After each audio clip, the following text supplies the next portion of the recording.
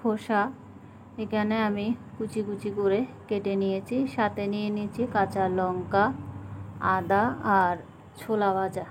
বাজারে যে ছোলাটা বিক্রি করা হয়, ভাজা ছোলাটা, ওই ছোলাটাই আমি নিয়ে নিয়েছি।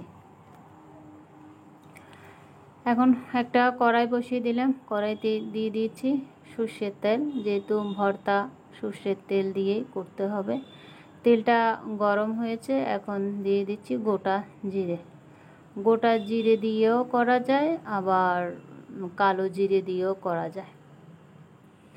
এখন দিয়ে দিচ্ছি কাঁচা লঙ্কা। কাঁচা লঙ্কা, গোটা জিরে দেওয়ার পরে কেটে রাখা লাউয়ের খোসা দিয়ে দিয়েছি। এখন 10-12টা আমি কারি পাতাও দিয়ে দিব।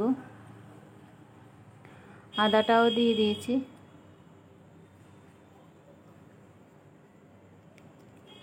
কারি পাতা দিয়ে দিলাম। এখন পরিমাণ মতন হলুদ গুঁড়ো, লবণ, হিং দিয়ে দিব।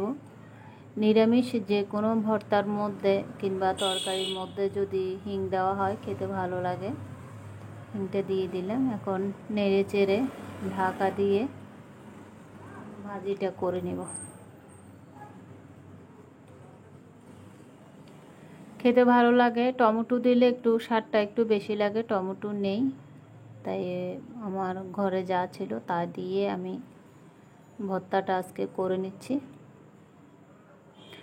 ঢাকা দিয়ে দিলাম। ঢাকা তুলে আবার একটু নেড়ে চেড়ে দিচ্ছি। এভাবে 2-1 বার আমি এটা নেড়ে চেড়ে এভাবে ভেজে নিচ্ছি। ভাজা হয়ে গিয়েছে, এখন ঠান্ডা করে নিয়েছি। যেহেতু টমেটো নেই, একটু নরম হওয়ার জন্য আমি সাথে 3টে পটল ভেজে নিয়েছি। এখন এগুলো পেস্ট করে নিব।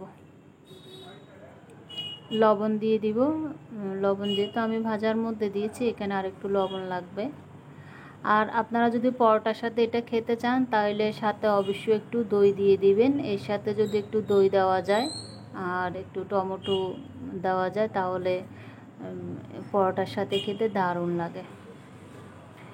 অসাধারণ হয়েছে। আমি উপর থেকে একটু কাঁচা সর্ষের তেল দিয়ে দিয়েছি আর উপরে একটা লঙ্কা দিয়ে দিয়েছি।